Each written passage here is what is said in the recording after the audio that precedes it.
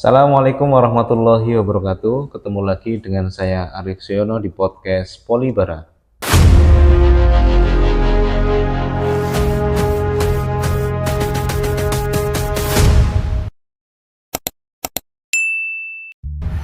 Pagi hari ini saya kedatangan bintang tamu. Dia adalah alumni di Politeknik Banjarnegara yang sekarang bekerja di Kabupaten Wonosobo di sebuah puskesmas Kalikajar dulu ya. Kalilajar ya. Kalikajar. Oke.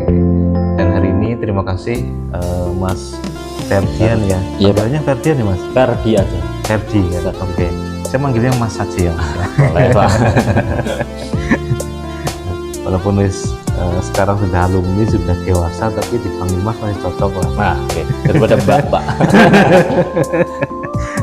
Oke, Mas Ferdian, terima kasih pagi hari ini sudah datang di acara kita, di acara podcast.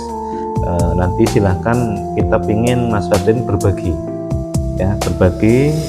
pengalaman kisah kehidupan Mas Ferdian setelah lulus dari Politeknik Banjarnegara.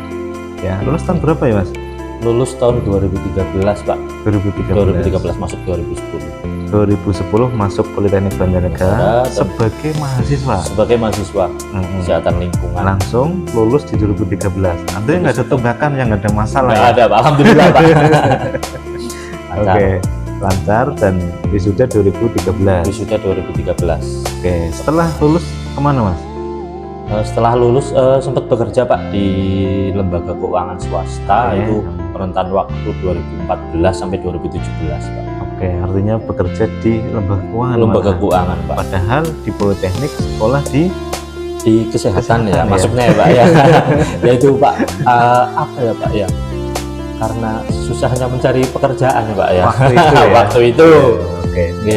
Nah, tapi lah itulah sebuah perjalanan kehidupan ya. Benar Pak. Pengalaman juga Pak. Oke, jadi artinya kita melentur dengan keadaan lalu melakukan apa yang bisa kita lakukan ya. Benar, Pak. Untuk bertahan hidup, untuk terus beraktivitas kayak gitu kan. Benar. Ya. Lama atau dapat pengalaman apa dari pekerjaan itu? Artinya tidak sesuai dengan yang kamu pelajari di kampus gitu. Sama sekali Pak.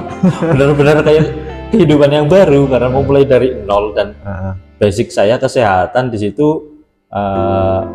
Saya juga merasa kurang pas waktu itu sebenarnya Pak. Cuma ya kenapa saya bertahan ya karena itu juga Pak, tuntutan ekonomi. Waktu itu saya udah berkeluarga Pak. Sudah anak satu, mau gimana lagi? Oke, artinya dilakukan ya. Oke. Nah, lalu setelah itu, ini kan sekarang jadi PNS Mas ya Pak. PNS artinya ada perubahan yang panjang lakukan ya. Dan saya dengar pernah mengabdi untuk program Nusantara Sehat Pak. Itu gimana Mas? Itu masuknya di Provinsi Sumatera Barat. Untuk puskesmasnya itu Puskesmas Air Bangis Kabupaten Pasaman Barat Pak. Oke, berarti dari sebuah perusahaan keuangan ya Mas ya? Perusahaan keuangan langsung ke kesehatan lagi Pak. Artinya kembali ke jalurnya ya Pak. Kembali ke jalur. Boleh nggak bercerita sama kita tentang pengalaman dengan selama mengikuti program itu?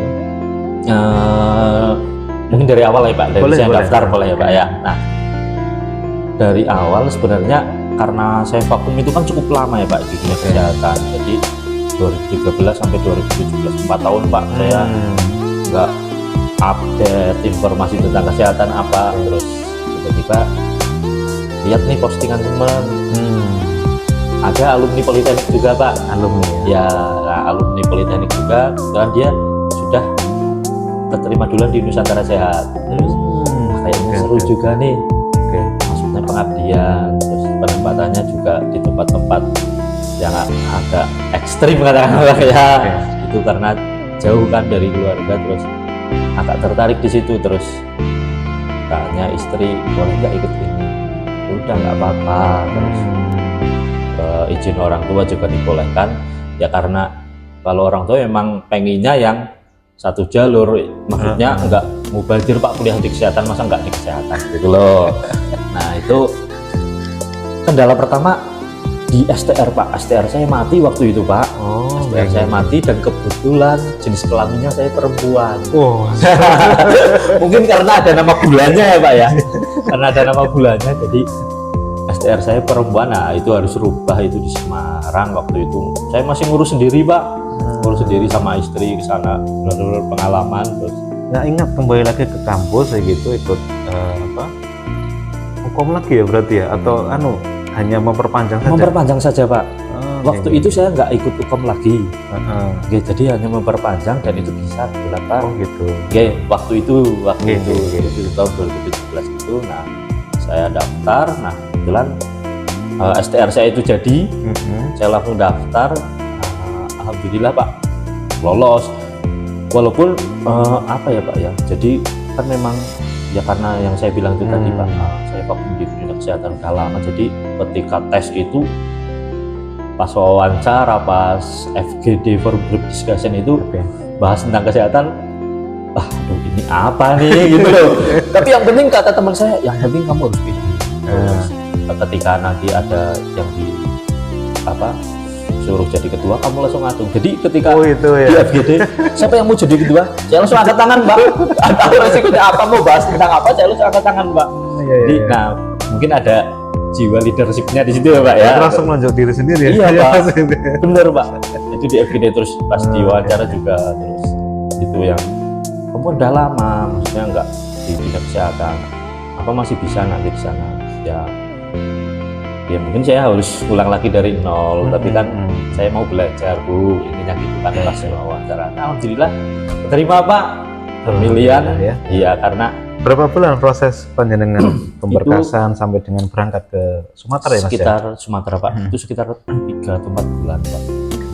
Ya, jadi saya memutuskan untuk keluar dari pekerjaan yang lama, saya full ngurusin ini Pak. Saya full ngurusin ini dan ya alhamdulillah Pak, terima itu. Berangkat juga ke Sumatera ya? Berangkat juga ke Sumatera Pak. Oke. Pengalaman. Tapi ada satu hal yang tadi saya tangkap menarik. Teman-teman bahwa di dunia kesehatan STR begitu penting kayaknya ya. Kalau sekarang itu lebih ke wajib Pak. Nah, STR itu artinya walaupun panjangan ijazahnya adalah kesehatan, tapi tanpa STR benar. Tetap Nggak bermasalah bisa, kan? Iya Pak. Nah, ini jadi poin penting. Jadi untuk semua teman-teman yang di kesehatan STR itu penting. Gitu ya. Panjangan mengalami secara langsung ya. Benar ketika Pak. mau ikut program Musyawarah Sehat, Iya. STR itu wajib ya. Oke. Jadi nggak cuma saya, sekarang CPNS pun ketika masuk kesehatan STR wajib Pak. Oke. Setelah di sana Mas di Sumatera itu ya, ada nggak sesuatu yang artinya panjangan mungkin berkesan ya? Jawa nggak ada, di Sumatera ada, dan atau ada sesuatu yang lain Mas yang bikin kesan berkesan gitu loh untuk orang pertama ketika saya nyampe ke sana itu mengeluh di makanan Pak. Makanan? Karena sebentar, di sana agamanya apa Mas? Mayoritas Islam. 100% Islam. Artinya kita nggak perlu milih makanan halal food, enggak gitu sana ya? Insya Allah halal semua Pak, karena mayoritas memang Islam di. Oke. Jadi terus apa yang bikin masalah? Saya nggak suka masakan Padang Pak. Jadi selama saya di Jawa, sepertinya saya belum pernah yang beli nasi Padang itu belum pernah Pak. Oh gitu. Jadi ketika saya sampai sana itu agak apa ya? Emang iya artinya setiap tikungan ya mungkin Padang kayak gitu. Namanya bukan memang? masakan Padang, cuma warung-warung buka biasa. Tapi kan menunya menu itu Pak, menu-menu Padang-Padang seperti itu Pak. Kalau kita di Jawa kan masakan Padang ya tulisannya masakan Padang. Jadi kalau di sana warung ya isinya warung biasa. masakan Padang itu. Isinya masakan Padang semua tuh Pak. Oh iya. Dan itu masakan Padang kan nggak manis, nggak ada kecap. Nah, saya kurangnya di situ Pak awalnya, tapi sekarang sih saya sudah suka nasi Padang ya, mungkin karena kelamaan di sana ya Pak ya. Jadi ketika saya di sana itu nggak ada yang jualan kecap manis Pak. Ketika saya ke warung, ke toko seperti itu, Bu mau beli kecap, dikasihnya kecap asin, nggak ada kecap manis. Jadi ketika kita misal ke kotanya, jadi itu kan saya di pesisirnya katakan apa, kita ke kotanya atau teman kita yang lagi ke kota bisa mau nitip enggak nitip apa kecap. Kecap. Iya, Pak. Jadi ke kota jauh-jauh cuma beli kecap Pak. Gitu. Ya seperti itulah. Dari makanan, kultur gimana Mas? Kalau Budaya di sana, kultur kenapa? budaya di sana itu sebenarnya hampir-hampir mirip, Nah, cuma panjenengan bisa menyesuaikan bisa. bisa Pak, bisa Pak. Sebenarnya hampir mirip dengan di Jawa Pak, Oke. hampir mirip dengan di Jawa karena juga mayoritas dari sana Islam juga ya Pak ya. Oke. Mungkin, nah yang membedakan mungkin orang Jawa di mata sana itu agak spesial gitu Pak, ya mungkin ya Pak ya. Oh itu. Artinya Jadi, ada sesuatu yang dikhususkan ketika ada orang Jawa ke sana. iya Pak. Contoh Mas, Itu Pak. hal-hal kecil saja misalkan. Jadi ya di lingkungan kantor aja dulu Pak, di Hmm. lingkungan kantor. Jadi ketika ada mungkin semacam tugas atau apa dari puskesmas itu, Oke. Mas minta tolong ini jenengan kan bisa IT, nah ini minta tolong dikerjakan, apalagi Iya. pokoknya yang berhubungan dengan teknologi Oke. seperti komputer seperti itu Pak. Pernah juga Pak satu waktu itu malam-malam hujan besar. Oke. Itu ada ibu-ibu tetangga, sebenarnya tetangga rumah di situ, Oke. nggak agak jauh. Nah itu malam-malam datang ke situ, ketok pintu Pak, ketok, apa nih, saya buka, ibu pakai payung agak basah, Mas mau minta tolong benerin HP saya bisa enggak? Jadi mereka menganggap apa di bayangan mereka itu semua Jawa itu kayak di Jakarta Pak, dan orang-orangnya itu orang-orang yang pinter-pinter mungkin seperti itu Pak ya. Jadi walaupun itu bukan ranah saya, mereka menganggap oh saya bisa benerin nih HP mereka nih, layarnya waktu itu mati, otomatis saya nggak bisa kan. Oke, ya. Berarti ya ada mindset di sana, orang-orang sana melihat orang Jawa itu apapun bisa gitu ya. Bener Nanti Pak. kalau ada apa-apa misalkan masalah Iya, dia ya. bener kamu- seperti itu Pak. Iya Pak, itu yang saya alami di sana Pak. Mungkin Iya. beda sama yang Kalau lain. tapi misalkan kalau ya, pribadi saya- mereka sudah ekspektasinya kan tinggi seperti Iya. itu. Terus kebetulan kita misalkan tidak bisa gitu. Panjenengan responnya bagaimana ya, ke mereka itu? ya saya ngomong apa adanya aja Pak. Gitu. Minta maaf, dan sana menerima Minta kok. Sana maaf dulu berarti minta ya? maaf tetap Pak. Dan sana ya karena basicnya sana juga ramah-ramah ya Pak ya. Tidak mau masalahkan itu. Oke. Iya. Minimal kalau sudah minta maaf, ya nggak ada kekecewaan ya. Oke. Maaf dulu gitu Udah. ya. Oke. Mas Hardi, Ya. ada nggak pesan untuk teman-teman yang ini kan kita di kampus Nena kembali lagi sekarang Kembali sebagai lagi. alumni yang kita anggap sudah punya pengalaman sukses di kesehatan, Oke. sekarang jadi PNS di Kabupaten Wonosobo begitu ya. Ada nggak pesan untuk teman-teman yang masih belajar di Politeknik? Untuk mahasiswa-mahasiswi Politeknik Banjarnegara yang sekarang masih belajar di sini, jangan pernah berhenti bermimpi.